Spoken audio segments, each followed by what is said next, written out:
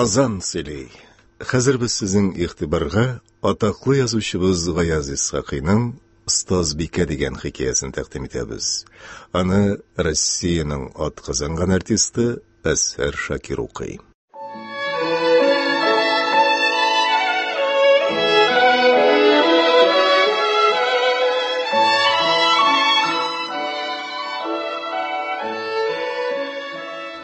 Сәгыйдә гади генә авыл остазбикәсе иде. Аның кияүгә чыгуы да муллаларда булганча гади генә булды. Менә ерактан гына булса да, яңа указ алган бер муллага Сәгыйдәне сорарга килделәр. Туйлары ничек булганын Сәгыйдә әлбәттә бөтен ваклыкларына кадәр хәтереннән чыгармады. Ләкин кияү көткән көн бигрәк кат итеп аның күңеленә сеңгән. Кадалар килгәндә ул кичкенә өйдә булганга, кайнатасын да, кайнанасын да күрмәде. Ирләр чәй эчәргә утыргач кына, ул ярыктан беренче мәртәбә карады. Хәзер дә күз алдында, иң түрдә бер таза кеше утырган. Өстендә инде мужик байындагы кебек Кытатмы, Манчестермы казаки, башында старстыныкы кебек укалы такыя, кулында зур гына яулык. Менә ул шул яулык белән бик кычкыртып борынын сөртте. Бу кем икән? Каралы, мулла җизни. Ягез, Куда хәзрәт диде. Шул сөйкемсезмени? Менә сөйләргә тотынды. Теле гомердә мәдрәсә күрмәгәнгәме, аю уйнатучы мишәрмени? Да дип тора. Әстәгъфирулла. Сәгыйдәнең күзенә яшь килергә өлгермәде. Зур абыстай килеп, "Әйдә, тәһарәтең бармы? Кайнанаңа күрендергә" дип җилтерәтеп алып китте. Сәгыйдә тын алырга, хәл җыярга өлгермәде. Бер ягыннан улук тутасы, бер ягыннан карт җиңгәсе тотып, аны кодагыйларның чәй мәҗлесенә китереп бастырдылар. "Кодагый абыстай, киленегез" диделәр. Сәгыйдә ничек күрешкәнен белмәде. Куллары догага күтәрелгәндә дә ни укыганын хәтерләмәде. Әнисе, "Утыр кызым" дип йомшак кына әйткәч, Сәгыйдә уянып киткән кебек булды. Ул акыртын гына самавыр артына утырып, күзен күтәрде. Түрдә киң генә битле, урта яшьле бер хатын утырган. Колак алкалары булай да зур колакларын басып, сәлендереп торалар. Ул бер әйбер алыр өчен селкендеме, аның артындагы озын чәч такмасы, аларга тагылган зур чулпылар, кыңгыраулы тойлар җыелган кебек шылдырау тавышлары чыгаралар. Кулларның саргайган тиреләр өстендә берсеннән берсе киң, әллә ничәшәр беләзекләр, юан бармакларында зур ахаклар, фирәзәләр, кызыл ташлардан ясалган төрле төстәге йөзекләр. Шул бизәнү генә аз кебек күренгән булырга кирәк. Кодагый ап-ак иттереп, акшар белән битенә кершән яккан. Инлек белән бит урталарын кызартып, аны буяган чиләк төбенә ошаткан. Тешләренең аклыгы шул матур йөзгә, шул кием салымга килешеп бетмәс дип уйлаган булырга кирәк. Ул атнакы кебек зур тешләрен карага буяган. Сәгыйдә бер мәртәбә карады. Үзенең кайнанасы шул булуга ышанмады. Икенче мәртәбә карады. Үзенең әнисенең кодагые шул булуга ышанмады. Сәгыйдә өченче мәртәбә карады. Бөтен затсызлыкларны тутырып киенгән шул хатынның мулла хатыны булуына, бер яшь мулланың анасы булуына ышанмады. Хикәяләрдә сөйләнә торган, убыр карчыгына ошаган куркыныч кайнананың ничек сөйләвен ишетер өчен торып китмәде, китә алмады. Менә ул авызын ачты. Аның кара тешләре ыржайды. Аның өсләренә элгән төрле тәңкәләре, шилтәрләре, тимәләре хәрәкәткә килеп, яшел тавышлар чыгарды. Сәгыйдә үзенең кулагы белән кайнанасының тавышын ишетте. Ул тавышны ни дип әйтергә? Ул аны аңлатырга әле дә сүз таба алмый. Ул акыртын гына торды да, кызу-кызу баскычтан төшеп, караңгы бүлмәгә кереп, акырып еларга тотынды. Аның артыннан тутасы, аннан соң килгән анасы да аны бастыра алмады. Ни генә гөнаһым булды икән, Раббым? Нинди генә кешенең күз яшы төште икән, Ходаем? Нигә соң миңа ул кадәр дошман булдыгыз? Эй, әтием, эй, әнием, нигә соң мине урамга гына чыгарып ыргытмадыгыз? Нигә генә соң мине үстердегез? Тутасының угыллары буларга ошамаган. Анасының атаңнан курык. Кунаклардан иял дию дә тәсир итмәде. Сәгыйдә елавында булды. Хәзрәт Сәгыйдә белән үзе сөйләшеп карамакчы булды. Ләкин Сәгыйдә әтисенә каршы сүз сөйләргә өйрәнмәгәнгә, бер сүз дәшмичә акрын гына елавында булды. Хәзрәт зур сүзгә сәбәп булачак булса да, туйны туктату ягын сөйләргә тотынды. Ләкин Сәгыйдәнең тутасы: "Әти, кирәкмәс. Бик матур төш күрдем. Буларның мужик икәнен бит үзебез дә белдек. Уллары ошамаган ди, Казан шәкерте ди.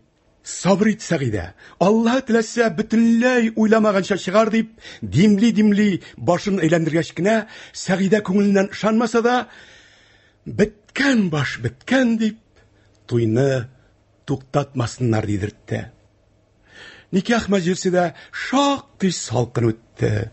Кодалар кодагыйларны сыйлауда күркәм күренмәде.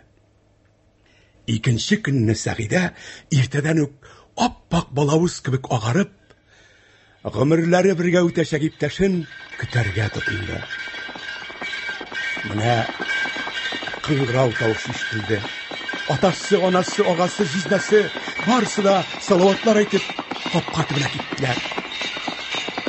Кыңгырау якынлаша башлагач, Сәгыйдәнең тәннәре калтырарга, тешләре шакылдарга тотынды. Күзләренә әллә нинди ут керде. Менә капка ачылды. Повозкадан Сәгыйдәнең әтисе җизнәсе янына сикереп, кияү төште. Башында ак кара күлбүреге, өстендәге шәһәрчә тегелгән пыстау җиләне, аякка кигән пөхтә кәүешләреннән йөгереп, бик тиз Сәгыйдәнең күзе битенә, төсенә төште. Яңа гына мыек чыгып килә торган тулы яшь йөз. Йөзендәге үткен генә кара күзләре, җиңел генә хәрәкәтле, сабыр гына кыяфәтне Сәгыйдә бердән күрде. Шул күрү белән аның җилкәсеннән зур бер йөк төшкән кебек булды. Аның кытын шул кудагый белән куданың сыйфатлары бердән югалды.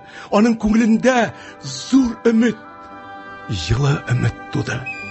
Ул нишләргә белмичә якындагы тутасын кочаклап үпте. "Я Раббым, бәхетемне ким кылма" диде. Сәгыйдәнең кияү бүләге чыгаргандагы көләчлеге, ачыклыгы тутасыннан анасына, анасыннан атасына җитеп, бөтен авылны йөреп чыкты. Кияү китеп 2 көн үткәч тә Сәгыйдә сузып Мөхәммәдия укырга тотынды. 4 көн үткәч тә мулласы килә торган юлга еш караңгылый башлады. Алырга атлар җибәргәч, ул үзенең шатлыгын анасыннан, атасыннан да яшерә алмады. Ул мулласын сөйде, мулласына ашык булды. Һәм дә көзге казлар суюдан элек килен булып төште дә. Бәлки шулай итеп Сәгыйдә гомергә дә килен булып калыр иде.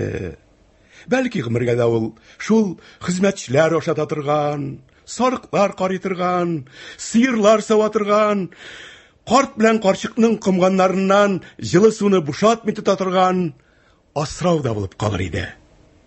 Ләкин бер көнне Сәгыйдә сарык абзарында бәрәннәр карап йөргәндә, капка төбенә бер атлы килеп туктады. Атасын күргәч, Сәгыйдә аптырап калды. Әтисе бу кийинчә күрмәсен дип, лапас астына керергә өлгермәде. Карт хәзрәт: "Кызым, синме?" дип каршы килде. Сәгыйдәнең кулыннан чиләге төште. Аның артыннан кулындагы зур бияләге җиргә тамды. Ул аптырап әтисенә кулын бирде. Карт хәзрәт: "Исәнме? Исәнме, кызым?" диде.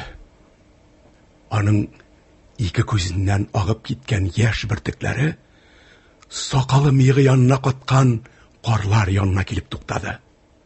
Карт хәзрәт кызын, үзенең сөекле кызын, өстендә дуплы мужик туны, кулында ярты аршынлы бияләйләр, башында ирләрдән калган мискин бүрек, аягында тулайык белән чабатадан күреп, хайран калды.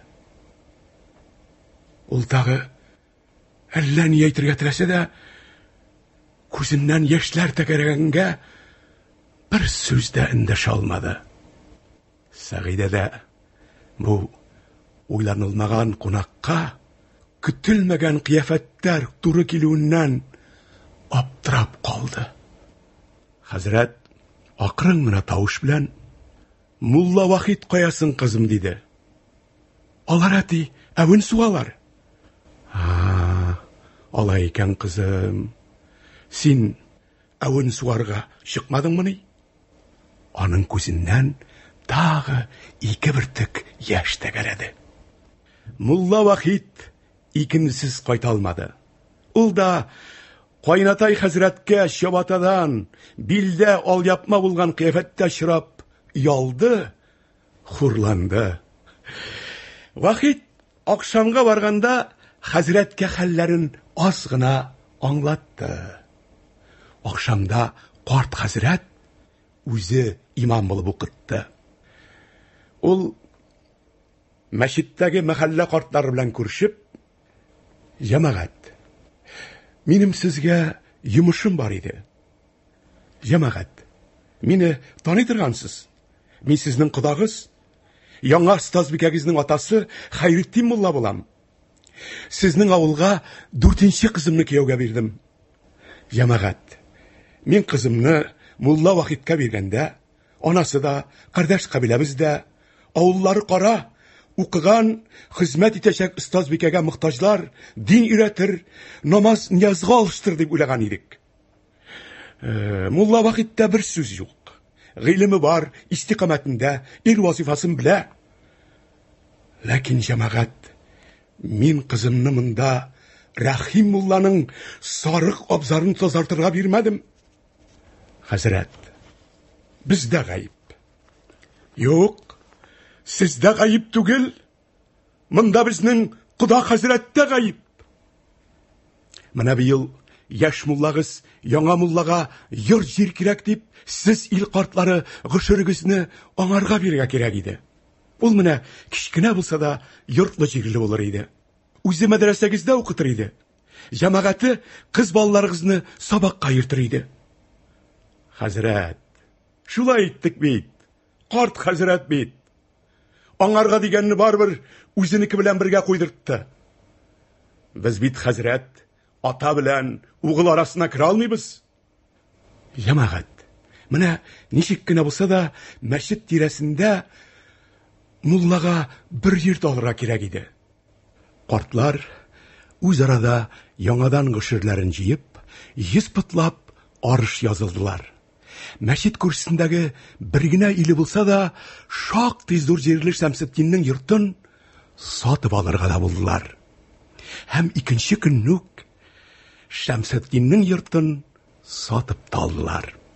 Хәйретдин хәзрәт үз күз белән кызы кияүнең үз башларына тора башлаганын күрер өчен, иң дөресе, үзе бетереп китмәсә, эшлый алмаслар дип куркып, үзе йөне яктыртты, үзе кушып идәннәрне юдыртты. Куданың, кудагыйның кычкыру-бакыруына карамаенча, үзе күчериште. Икенче көнне үзе иртәнге намазда: "Җәмәгать, кыз балаларыгызны укытасыгыз килсә, яңа остазбикәгә балаларыгызны китерегез. Укыту фи сәбил Алла. Иншалла. bilgani qadar namoz niyaz iratir deydi. Düşenbe günü avulunun tırlışından tabak unlar, itler köterip gelgen kız ballarını görüp, Hayrettin Hazret tınışlap, iğne qaytıp gitti. Şul günden başlap, Sağide bilen Vahid Mulla ayrım bir hoca bulup, ayrım bir mulla bulup tura başladılar. Yana ide, yana jirde yaş mulla bilen yaş Ustazbike'nin tırmışları bütünley başka saldı. İrte bilen taң atar atmaz, avulunun türlüşündagi neni kızları bukşalar köterip, işikni şakı başlagaç da ikisi de ayakta kalkalar. Hazret taharat alıp meşitke yönele, Ustazbike taharatlanıp balalar uqtırga kirişe. Balalar sabak arasında ol namazını kıbala, balalarga мәгънәле sabakını bire-biregine sıyırın savbala. Kızlar abыстайның mişin yağırga, mulla bizi qaytuga samavur qirgatnalar. Hazret de meşitten çıkıga medresege kire. Zor şakirtlerin sabaklarını tınlatıp, kişkinelerinin uqağınların qarab, halfelerge Kur'an'ını, мәгънәле kitapını uzi bire. Kizinin kim ikenligin, irtege kim utun kitirge nöbet ikenligin, kimge medrese bekesin uyarga ikenligin uzi tikşire. Şundan soňgyna akryňgyna iğne yönele. İdanı her günni bir tüslü aşık, her günni bir tüslü kütüp, Sağide karşıla. Vahid her günni iğne, Assalamu aleyküm dip kire. Her günni Sağide Ustazbike, Wa aleyküm assalam, isen mi Hazret? Bir görmedin mi? Ana Hazret, yılı su vardır, bitin başını yu. Medresede tuzanlanıp bitkensin. Min birer güne taba pərəməş pişirib alayım. Vahid Mulla kulbaşın yuva, özü şeynikni kızdırıp, şeyini sala. Şey pişe başlagaç da, Eyde Sağide, şey ilgirdi, yasayım dey. Vahid Hazret şeyini yasagaç da, Sağide Ustazbike, ya pərəməş, ya kıymak, ya sumsa köterip kelip otura. İkisi de bir-birsine qaraşalar da, akırtıngına sili-sili şäy içe başlaylar. Sili-sili vakit ötüp gitkeni sizilmide kala. Ulara da bulmay Hazretke bir işçiga, birsi öle, birsi tuva, birsinin kızı kite, birsi kilin ala. Günün gününde turmuş şulay vara, yılının yazında, kızında, jayında, kışında turmuş birizden ağa. İkinci yılda yaş mullalarının atları bula. Üçüncü yılda konak iler arta. Dördüncü yıl yırt tireleri kıymalar bilen kırılıp, matur bakşa oturtula. Beşinci yılda avzarlar maltuvar bilen, yırt kışkırt bilen, ındır aşlık pişen bilen tula.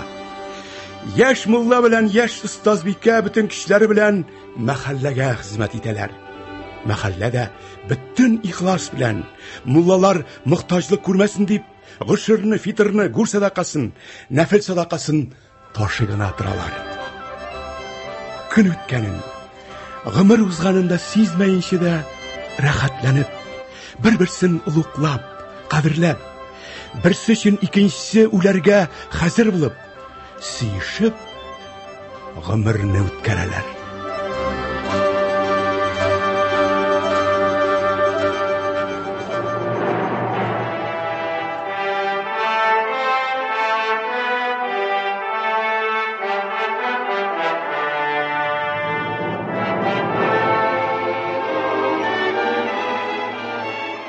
Ул кая? Кая ул? Ни булды? Шыннан да ул кая? Иртәгә кайтам дип киткән кешегә 4 көн булды, һаман юк. Каян халкы шул юк кагазны тикшергә җибәрде. Каян бөтенләй белмәгән, итмәгән авылга китеп барды. Ey, тыны нинди тыны? аты келіп, көпір астына түсіп, батып өлсе,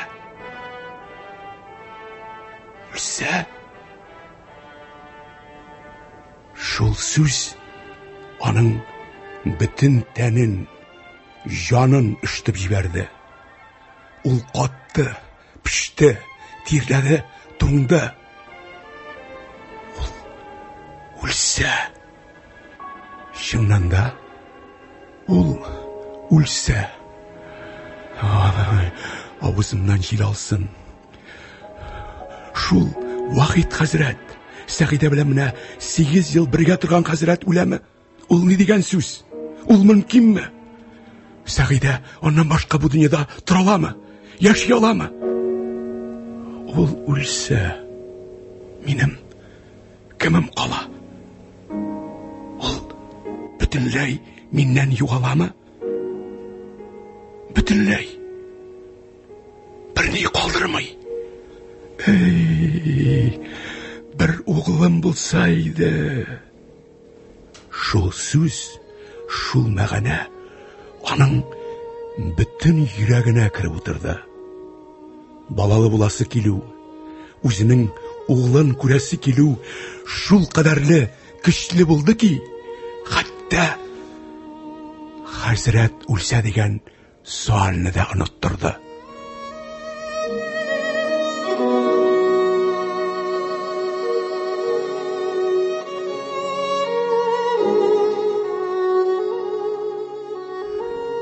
Таң алдында былчыранып, юешләнеп, суга манчылган кебек булып, хәзрәт кайтып пеште.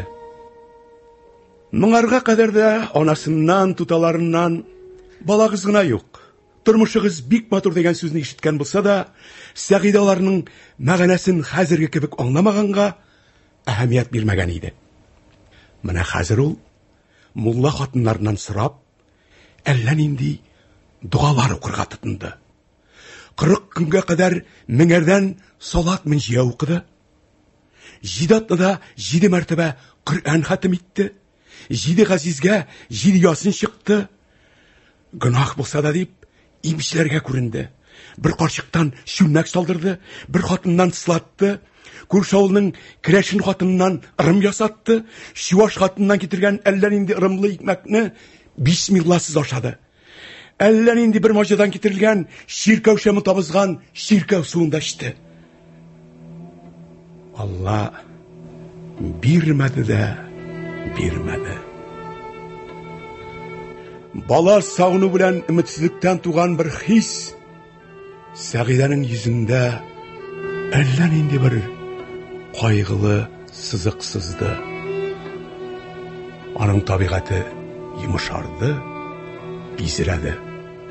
Ул сабак белмәгән кызларны шаш-шыр чыбык белән пешерә торган абыстай, бөтен кызларга ай акыллым, кызым дип, авыл хатыннарына канатым, абыстайым дип, тавыкларга тавыккаем дип, чибешләргә чибешкәем дип, сыер сауганда кая, кил, эй, акбашкаем дип, шуар бузауга умаш чиргәндә тагы чәсем киләме? Юк инде, җитте, хуш инде дия торган булды.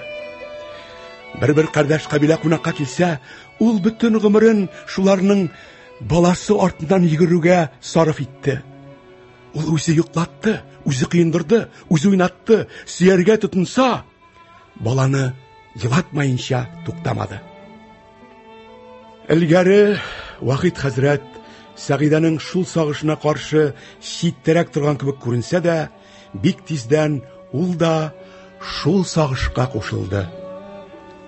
Шул уй, шул һәр көнне иртәдән алып кичкә кадәр күз алдыннан китми торган сагыш һәм дә уртак сагыш буларны тагы якынайтты.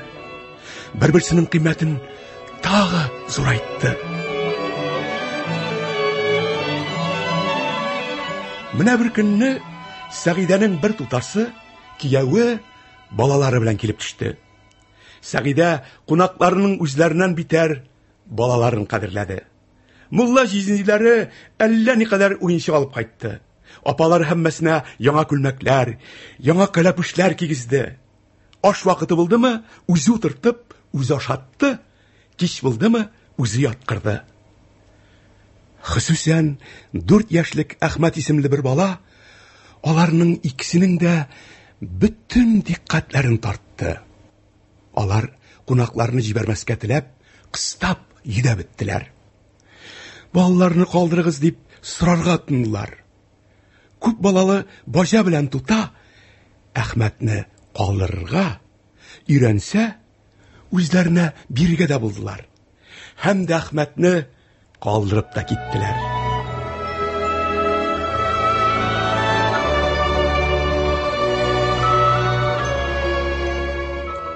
Әхмәтнең кесәсеннән конфет, җимеш, шәкшәге üzülмәде. Берсеннән берсе кызык уенчыклар, тәтиләр алдыннан бетеп тормады. Аны бергә яткырдылар, бергә йөрттеләр, бергә сөйделәр.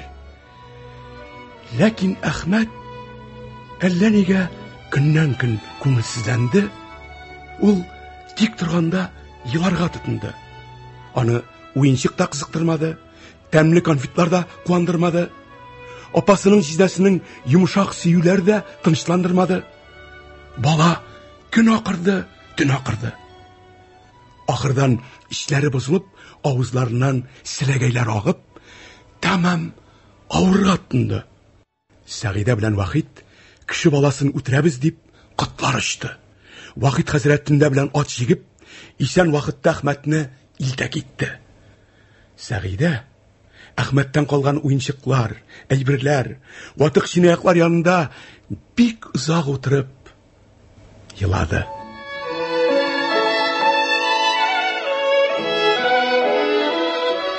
Идел буеның күзләрендә бер-ике атна кояшлы, матур көннәр була. Bütün җир тын, bütün тормыш bütün тирә-юнь тук. Ләкин бу тынлыкта әллә нинди бер моңлык бар. Авылларда бу вакытта киленнәр, кайнаналар да аршышмый. Бу вакытта мулла белән мәзин дә фидия өчен, зиярат печәнешендә кычкырышмый, талашмый. Бу көннәрне авылда әбиләр атнасы диләр.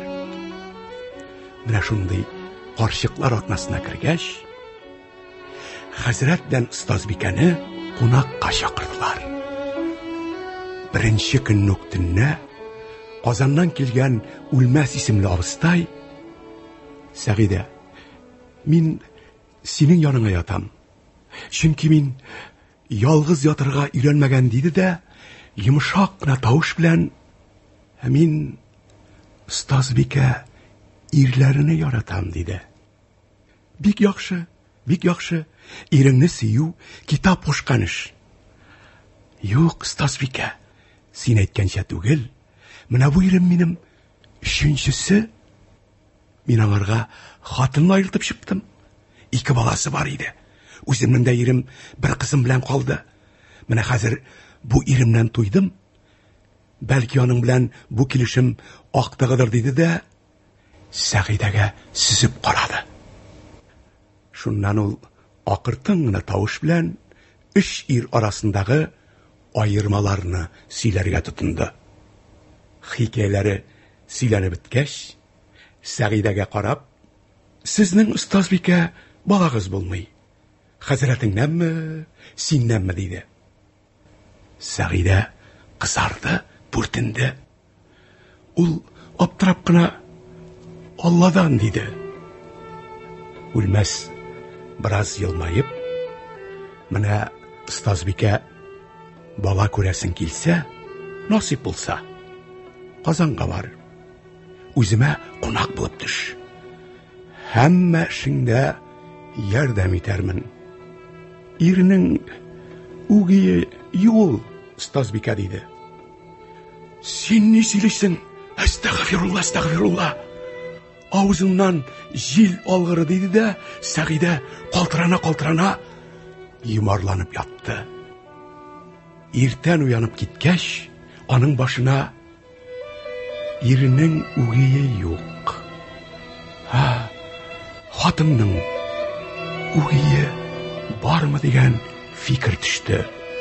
Шыннан да хәзрәткә bir хатын алып бирсәм. Аның баласы бит хәзрәт баласы була.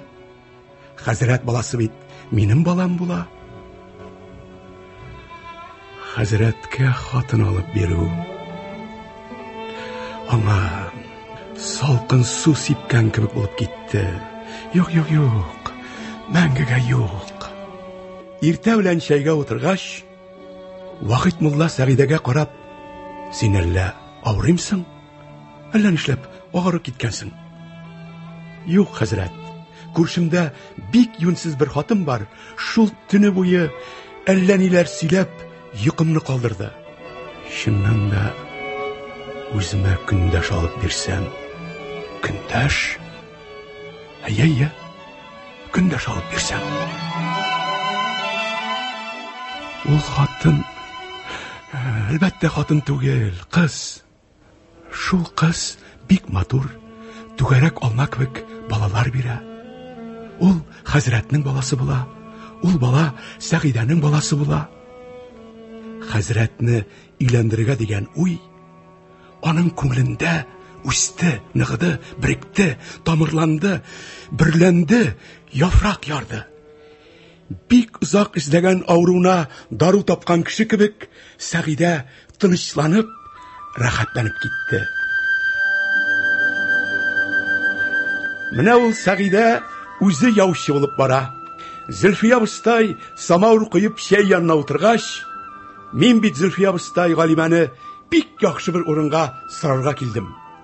Дәүләт зур, дәрәҗә зур, кешесе яхшы, ләкин бер генә җитмәгәне бар.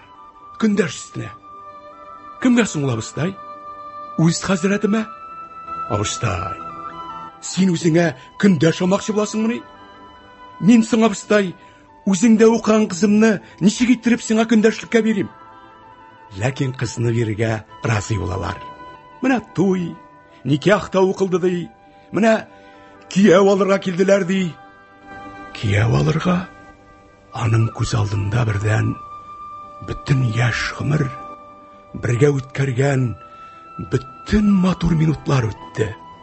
Хәзрәт, аның хәзрәте, менә шул матур минутларны, матур сүзләрне, йомшак сөйләрне Галимәгә багышлармы?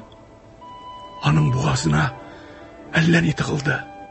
Аның күзеннән елгалап яшь, кайнар яшь агарга, хурланган, мыскы дилгән йөрәктән кайнап чыккан яшь агарга тынды. Юк, мәңге юк. Хәзрәт минеке, бирмим дип кычкырды. Ләкин балага мәхәббәт, хәзрәтне бәхетле итәргә теләү аның күңелендә көндәш ачысыннан көчлерәк чыкты. Ул акрын гына шул уйга өйрәнә килде. Гакыл белән хәзрәтне өйләндерергә дигән карарына үзенең йөрәген өйрәтә башлады. Көн үтте, ай үтте. Хәзрәт бер көнне ашыга-ашыга җомгага хәзерләнә иде. Сәгыйдә чапанны биргәч тә, менә хәзрәт, балабыз булса, җомгадан кайтуыңа балаң каршы чыгып торыр иде. Ул зурая башлагач, синең белән бергә мәчеткә барыр иде, бергә кайтыр иде. Әллә хәзрәт сине өйләндерикме? Юкны сөйлисең. Юк, хәзрәт, юкны сөйләмим. Менә бергә тордык, бергә яшәдек. Мин синнән бер авыз яман сүз, күңел калдырырлык бер эш күрмәдем. 12 ел бергә торабыз. Әлхәмдүлиллаһи, көнебез иркен, дәүләтебез мул, үзең беләсең. Ләкин хәзрәт, буларга хуҗа кем? Булар кемгә кирәк? Мин хәзрәт, менә шул ындыр тулы икмәкләребез, йорт тулы мал-туарыбызның кирәген белмим. Мин алар белән нишлим? Шул зур иләр, шул җиһазлар миңа хуҗасыз, иясез кебек тоела. Без шуларга хуҗа таба алмадык. Мин хәзрәт сиңа бала бирә алмадым. Монда мин гаепле. Синең тормышыңны мин бизәкли алмадым. шул тормышка мин китеклек бирдем. Сине бала мөхәббәтеннән мин мәхрүм иттем. Сине хәзрәт үлгәннән соң дугашсыз мин калдырдым. Шул бабадан бабага килгән михрабны мин хуҗасыз иттем. Хәзрәт, син җиреңдә әле. Син әле Аллага шөкер, өмет бетмәгән. Шул өйләр, шул дәүләтләр, шул мәчет, мәдрәсәгә хуҗа, үзеңә дә миңа да дугачы калдыру өмете бетмәгән. Хәзрәт, сиңа өйләнергә кирәк. Пәйгамбәрләр дә өйләнгән, әүлиялар да өйләнгән. Шуның өчен, хәзрәт, менә мин сине өйләндерергә кирәк дигән фикергә килдем. Кызын да таптым. Үзе инсафлы, үзе тәрбияле, үзе укыган, үзе чибәр. Фәхри абзый кызы Галимә. Миңа хәзрәт рөхсәт бир. Мин Зөлфия абыстайга яучы булып барыйм. Ахмак, тик тор. Авызыңны сугып ярырмын. Хәзрәт үз тавышыннан үзе куркып китте. Һәм дә ачуына чыдый алмыйча, ишекне бик каты ябып, чыгып та китте.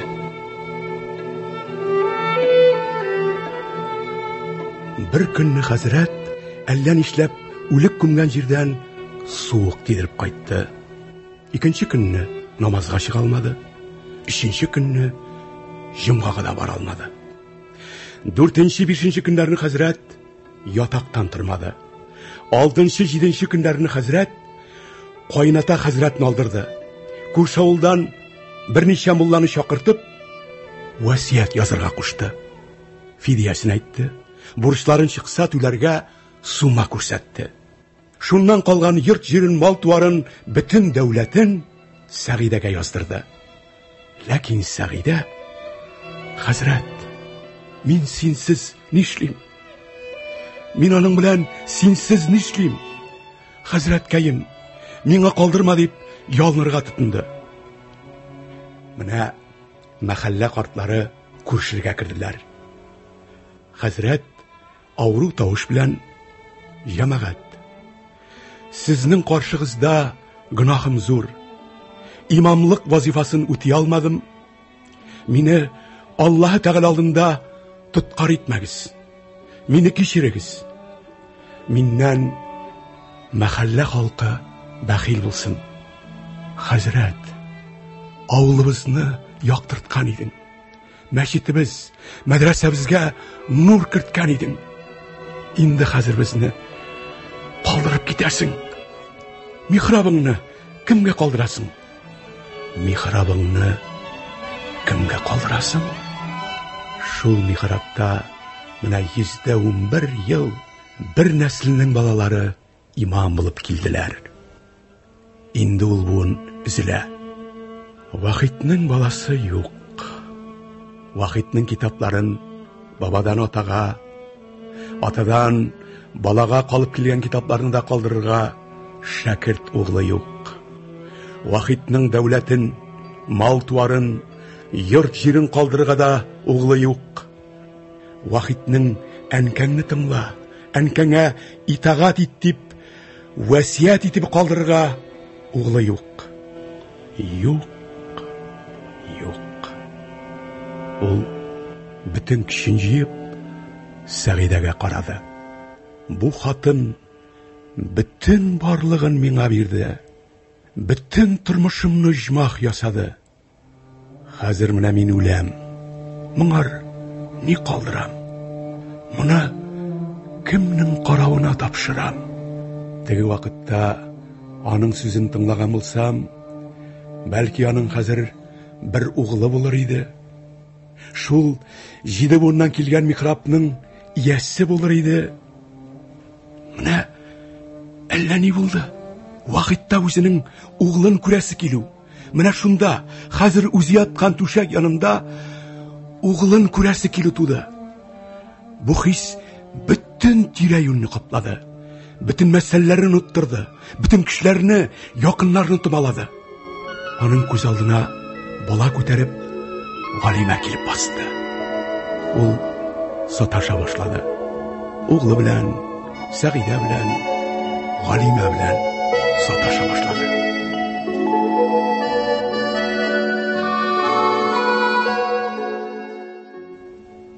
Озын сырхаудан соң хәзрәт тирелгәч, Сәгыйдә: "Хәзрәт, сәфәр ае кергәнчә әллә эшне тамамлыйкмы? Үзеңә кара, остазбикә.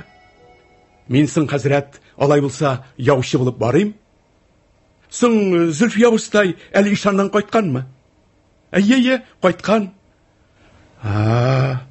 Алайса, мин соң, Сәгыйдә, базарга барып килмәйемме? "Барасың, хәзрәт, барасың." Кич буе алар икәүләп бөтен туй яракларын санап чыктылар. Туйның бөтен ваклыкларына кадәр планнарын төзеделәр. Туй төсендә була торган бүләкләрне дәрәҗәсенә күрә бүлеп, кагазларга яздылар.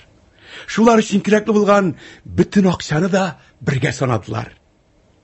Әллә үзләрен оныттылармы? Әллә берсенең кияү булып, икенче хатын алырга йөрүен, берсенең карт хатын булып, көндәш китергә әзерләнгәнен хәтердән чыгардылармы? Гүя бу туй буларның берсенә дә шатлыктан башка бер нәрсә дә китермәячәк. Гүя бу туй буларның 12 еллык шул сөешүләренә, дуслыкларына күңелсез бер сызык та сызмаячак. Шул туй кайфы белән Сәгыйдә Зөлфия абыстайга яучы булып та барды. Шул ук кайф белән хәзрәтне кияү итәргә хәзерләде. Шул ук кайф белән туй ашлары пешерде. Никах көне җиткәч, шул ук кайф белән хәзрәтне үзе мунча кертте, үзе яңа күлмәкләр кидертте. Үзе хәзрәтнең сакалын, мыегын төзәтте. Кияүне алырга килүчеләрендә үзе ашатып, үзе таһаратландырды. Хәзрәт торып ишеккә бара башлагач та, көләч йөз белән "Хуш, хәзрәт" дип кулын сузды. Хәзрәтнең йөзенә күзенә карап: "Аллаһ Тәгалә хәйрлегә кылсын. Бисмиллаһир-рахман, хәзрәт. Буйыр, хәзрәт" дип юл ачты. Атка утыргач та хәзрәтнең "Хуш, Сәгыйдә" диюенә каршы, шул ук шатлыклы көләч йөз белән "Хуш, хәзрәт, хуш, сау сәламәт бул" диде. Атлар күтәрелеп, кыңгыраулар шалтырап, түбән ишкә төшеп киткәч тә, аның йөзенә төсенә кайгылык, кайфсезлек чыкмады.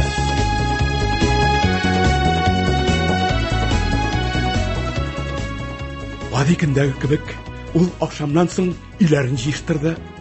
Ясүдән соң гади көндәге шикелле урын салды, түшәкне кабартты, ястыкны күпертте, япмаларны пөхтәләп япты, юрганны ачты.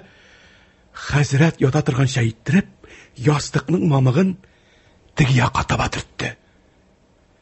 Менә хәзер хәзрәт ястүдән кайтыр кебек иттереп, шуларны ашыга-ашыга тиз-тиз эшләде. Ашыга-ашыга үзенең кичке күлмәген алыштырды.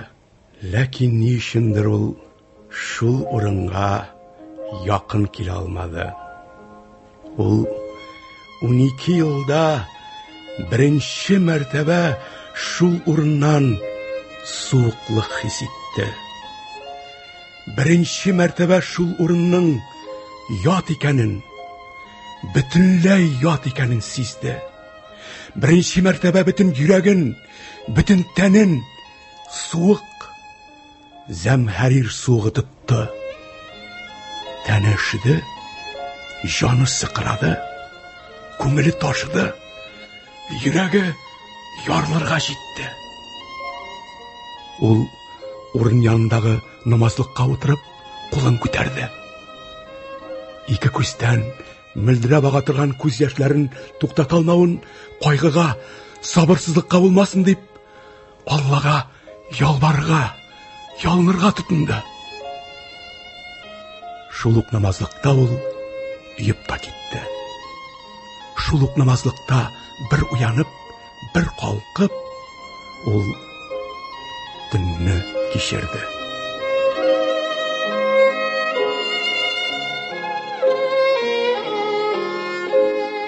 Икенче көнне иртүк, кияү чәенә Сәгыйдәне алырга килгән атка утырып баргач, калтырабрак, аптырабрак каршы чыккан Зөлфия абыстайга да ул һаман илгәре кебек көләч йөз белән "Исәнме?" диде.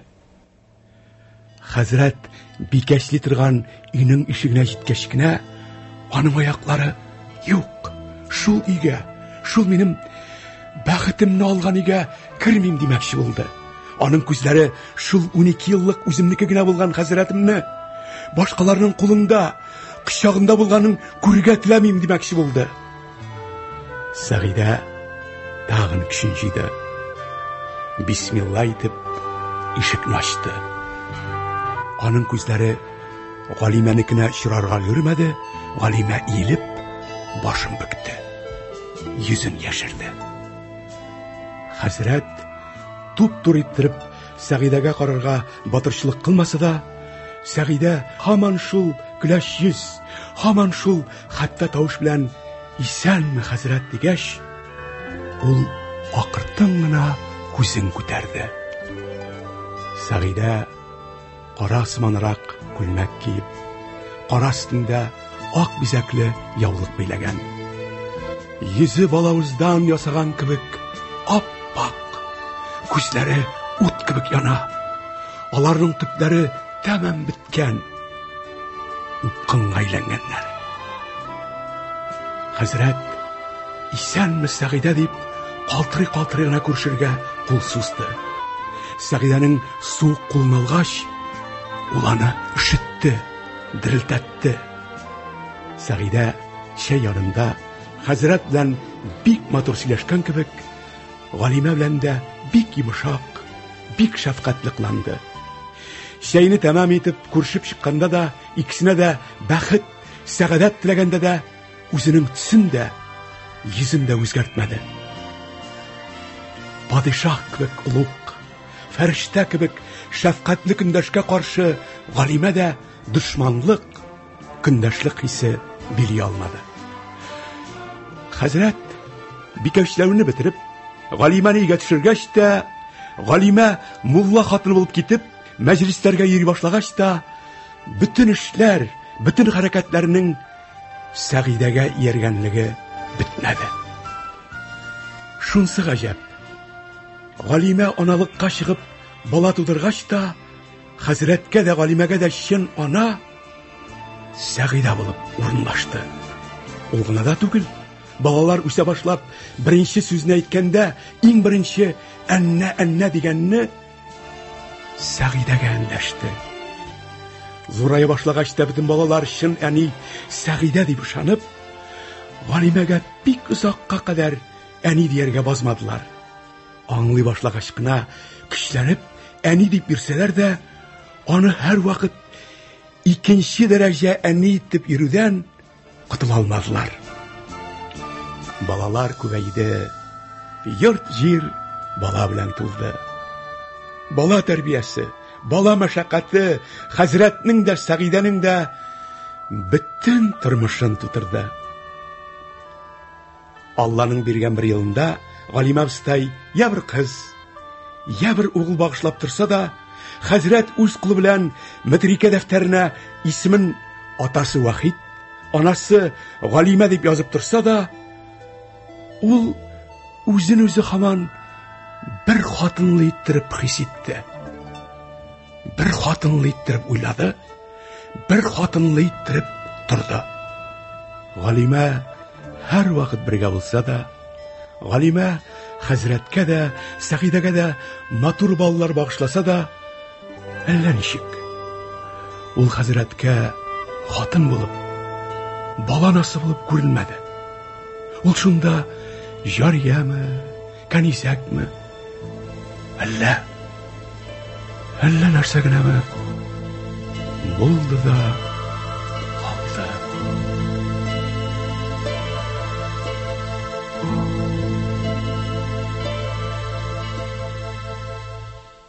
Siz атаклы язучыбыз Гаяз Исхакыйның «Остазбикә» дигән хикәясен тыңладыгыз.